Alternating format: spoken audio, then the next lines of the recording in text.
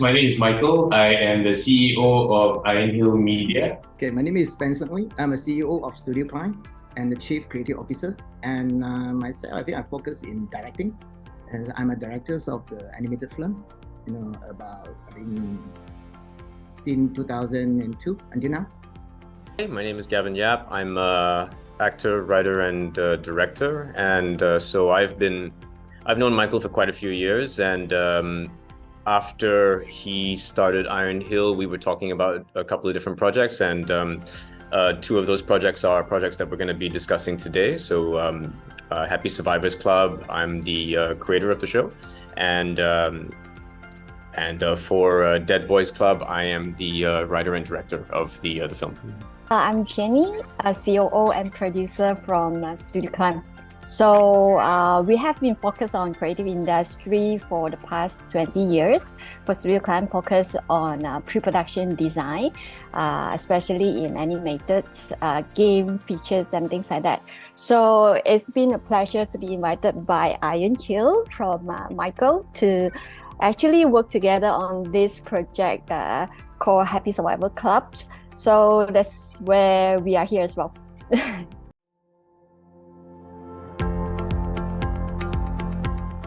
Basically, what we do is we develop original content ideas in film or TV and animation, any format. We just really want to tell good stories, high production value. Then we develop the proposals, pitch it for commissioning or funding or grants, and then we see it all the way through the end. Iron Hill Media, actually all of my partners from a very well-known commercial production company based in Malaysia, Thailand, and Indonesia, Jakarta, called Passion Pictures. So we really focus on high production value. That's one of the main things. And I came in to start Iron Hill Media with Passion Pictures to make sure that we develop properly, because my background as an actor and producer in both the commercial and TV and film side kind of came together pretty well with my partners. And that's Iron Hill Media. We've been in operation since 2019, and that's what we do.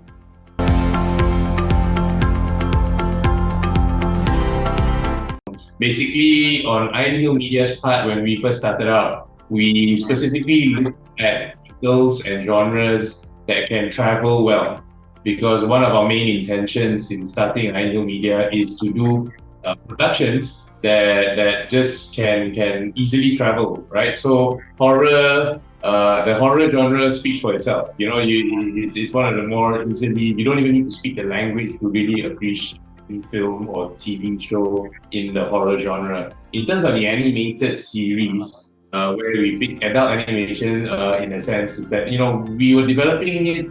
I was developing it at the time with Gavin and all that, and Spencer and Jenny, when things like Love, Death and Robots were coming out, and then after that Arcane came out. And then if you're familiar with the anime genre, there's tons of titles within that specific thing. And so it just made complete sense for Iron Hill Media to invest time and find partners to help develop these types of genre so that we can achieve that goal of going global content. For my part, Happy Survivors Club, when Michael first contacted me saying that he was looking for animated projects, it wasn't necessarily adult animation. Yeah. He was looking for children's animation, as most people who go into animation are looking to do. Happy Survivors Club actually started life as a short film script, and when I kind of went through everything that I had, that was the one thing that sort of stuck out to me as something that could probably work as animation. And I talked to Michael about it, but I did say to him, if we're going to do this, it has to be for adults. There's no way this is going to work as a children's animated story. And when we started to develop the idea further, I knew that I wanted to get in touch with Spencer and Jenny, because I had worked with them before on a previous animated project called War of the Worlds Goliath. And we had a really good experience working on that particular project together. And I really admire them in terms of their work is amazing. The work they did on War of the Worlds was incredible, and I've always wanted to look for an opportunity to partner up with them again. So it was a natural decision to make to bring them on board. Thank you. Any additional? Do you want to share something about Oh, because I forgot. Actually, it's quite a long time. It's, I excited. No, when I thing, heard about yeah. Gavin talk about the story, I feel excited because I saw a lot of zombie movie, but this one is quite special. And then you talk about one word, the hawker, that so-called like the Malaysian hawker, is a prawn meat auntie turned into zombie. Okay. So the idea is come out. I mean, like, just to add on to that, aside from them being amazing at their job, another reason why I wanted to work with them again is because I have seen illustrations that Spencer has done which show these like very, very quintessential, like sort of snapshots of Malaysian life, of very authentic Malaysian life. And I really wanted Happy Survivors Club to be very representative, very authentically representative of everyday Malaysian life. And the show kind of takes place within this block of apartment block that's actually based on a real place in Malaysia. And that was something that I was very excited to see what Spencer would bring to the table on that, because he's so good at capturing those characters, those mannerisms of those characters to make it really Malaysian, and he got very excited about that. And so his Studio Climb's contribution to the idea since they have come on board has been immeasurable, just in terms visually what they bring to the table.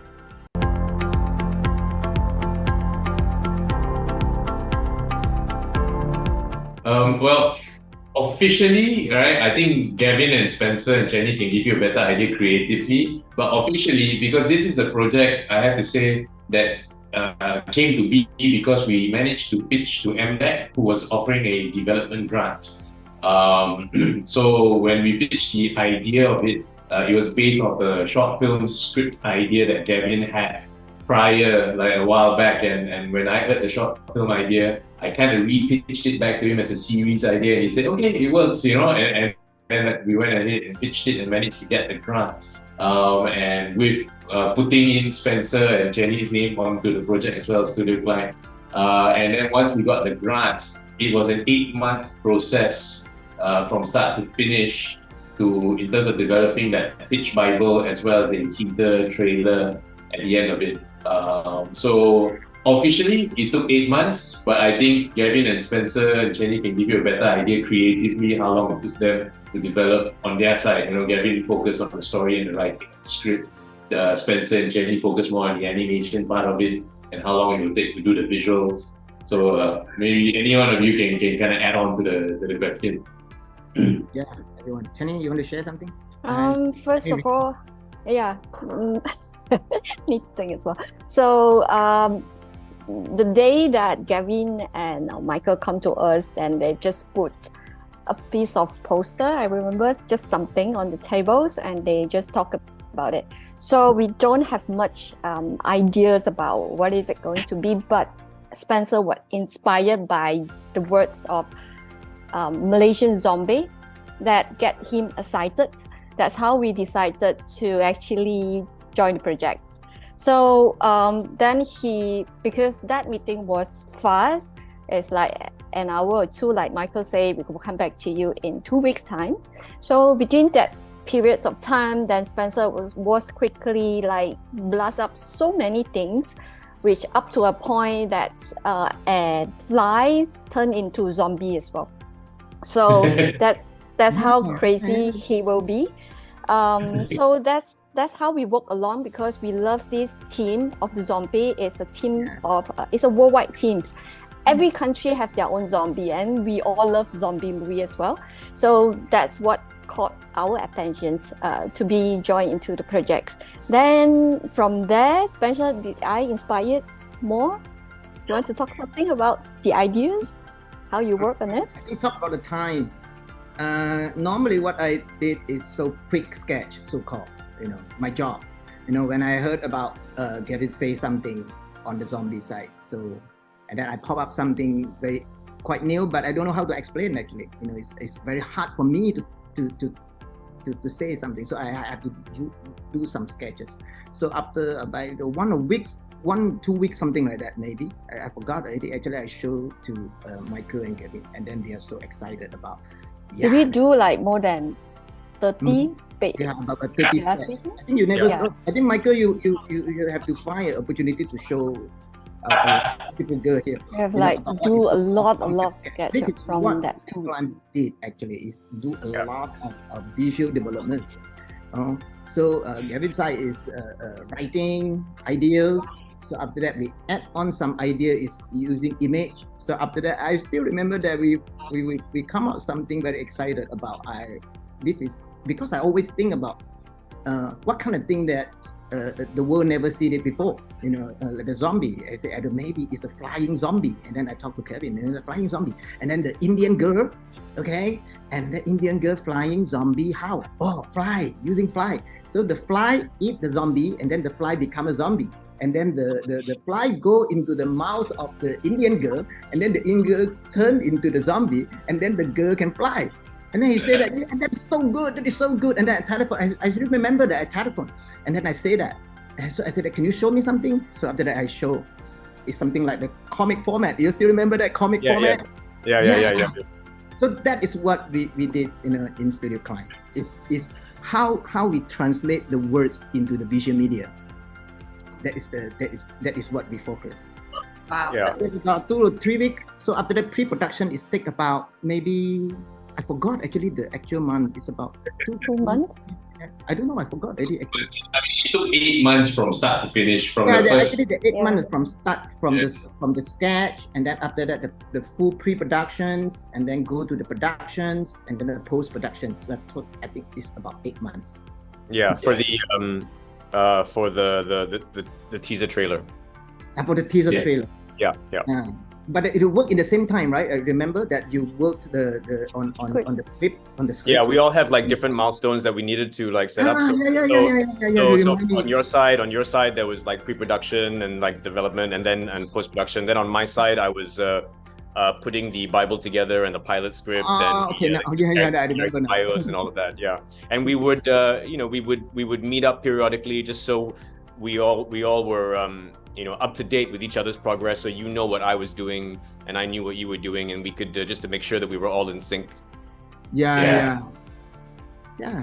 That was Very great. good. We work together, very happy because all independents, all professional, very happy.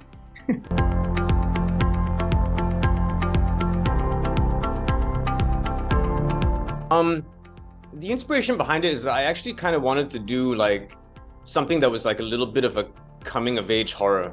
I wanted to do something that was a little bit like Stand By Me meets Blair Witch Project, something like that.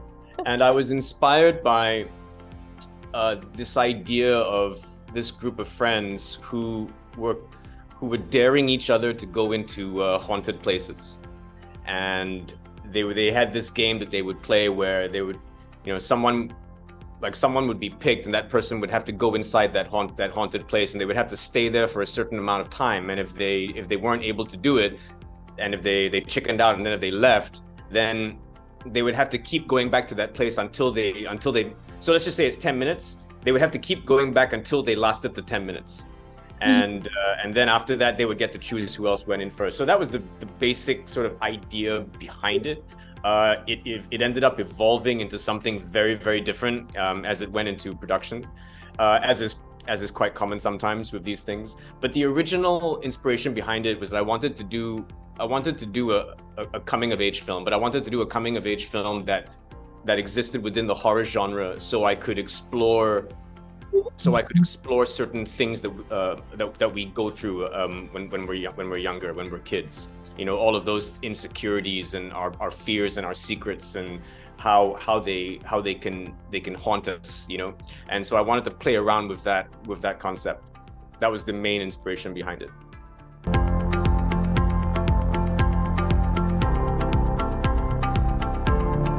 Well, I mean, for me, it's got to be something that excites me first. I know this sounds very selfish, but I make movies for myself first. Right.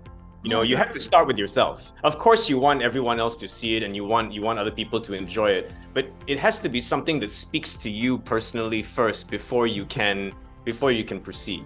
And to me, what makes a really, really good horror film is when there's a strong emotional anchor, when there's a strong emotional sort of resonance to the characters. And I have always kind of been, as a writer, I've always been, sometimes I have problems with this, but I'm character first, plot second. Like, don't get me wrong, I love a good plot, but to me, what kind of sustains me through a story has always been the strength of the characters. So I always start with character first. And I think that if you can take your audience on a journey with characters that they want to be around, that they want to spend 2 hours with, then they're going to care about what happens to them, and they're going to make sure, and they're going to care about whether they live or they die. And to me, that's what creates tension. That's what creates the horror. Because outside of that, all of the horror tropes are pretty much the same. You go into a haunted house, bad things happen. You go into a haunted forest, bad things happen. How do the characters escape?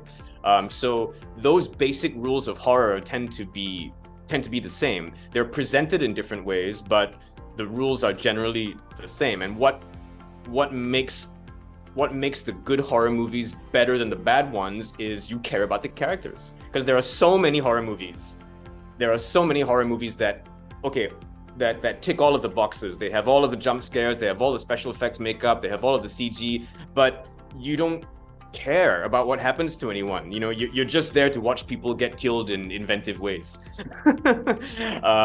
And there's fun to be had in that too. But I mean, like, to answer your question, like, for me, if I'm gonna spend a few years of my life making a film and making a horror film, then, like, to me, what is my sort of like trick to make it worthwhile, or to set it apart from other horror films is starting with character. And also just sort of trusting that my sensibilities are unique enough to make it unique.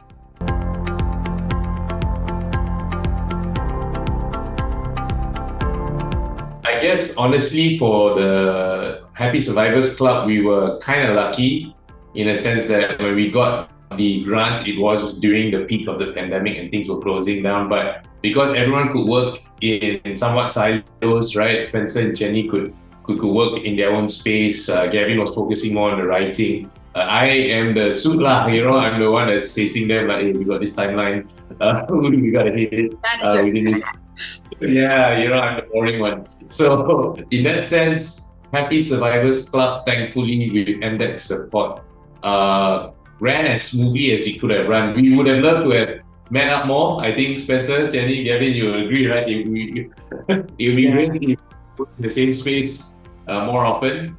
But that being said, did it impact you guys for Happy Survivors Club before I move on to Dead Boys Club? To us, it's not much of impact.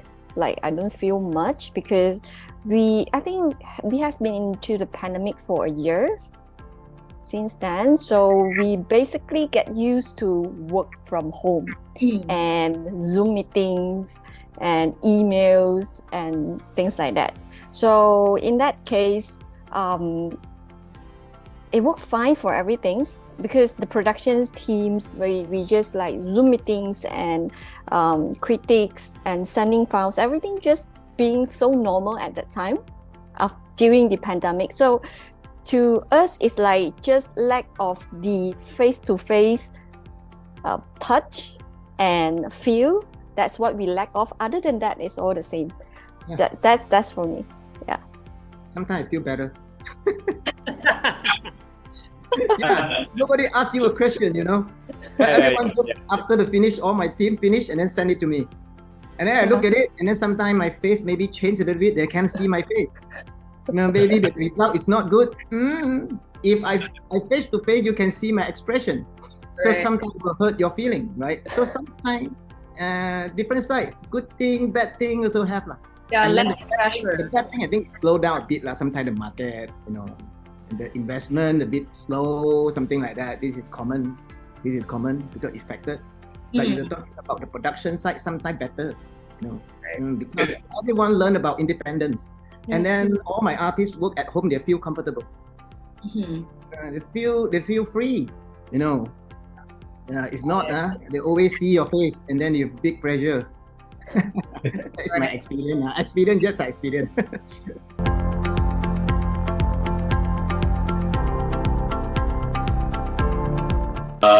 Well, with Happy Survivors Club, in terms of the development, we've already fulfilled our obligation with the grant that we received from MDEC. And so work, in a sense, has already, officially the work has stopped.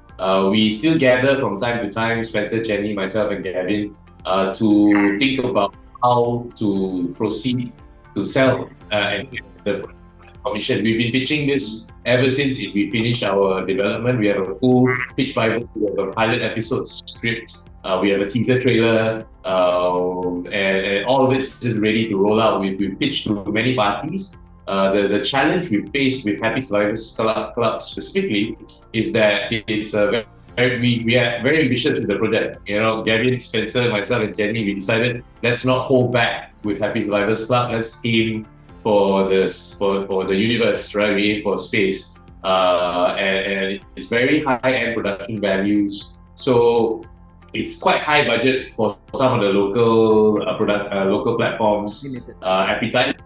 And for the big boys, you know, we have pitched to the likes of the maybe I can say Warner Media, and we've also pitched to the likes of Disney Plus and all that. And they are not looking into this region yet to commission original animation. From that's the feedback we've received. I'm not sure if they've changed their position yet.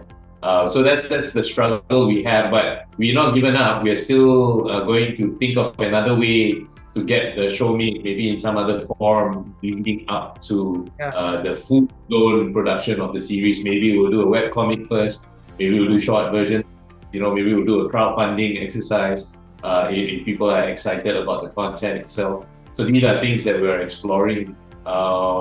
With Dead Boys Club, we are currently in the final stages of the online editing. So we're finishing up the colors, the sound, the music. I'm literally putting together the end credit list right now. And eventually we are looking for a marketing and distribution partner for the local market to fulfill our obligation to Peanuts, because we received a grant for the project. But we are aiming further than the local market also. We want to go to travel festivals. We want to sell to platforms as well, to like Netflix, for example, to gain regional and international reach beyond our shores. So that's the current status of the two projects that we're working on for this interview.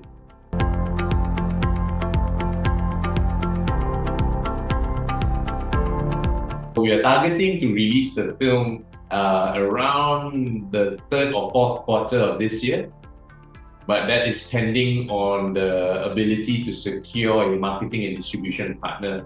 And we are in discussions and negotiations with several parties right now. And after that, we want to look towards, because we've spoken to also the Netflixes and all that, and they are waiting for a cinematic release first before we can negotiate for a buy onto their platforms. So probably OTT streamers will only pick up the film after a cinematic release. So at earliest, maybe end of 2023, at latest, you know, earlier 2024 for the streamers to pick it up post cinematic release.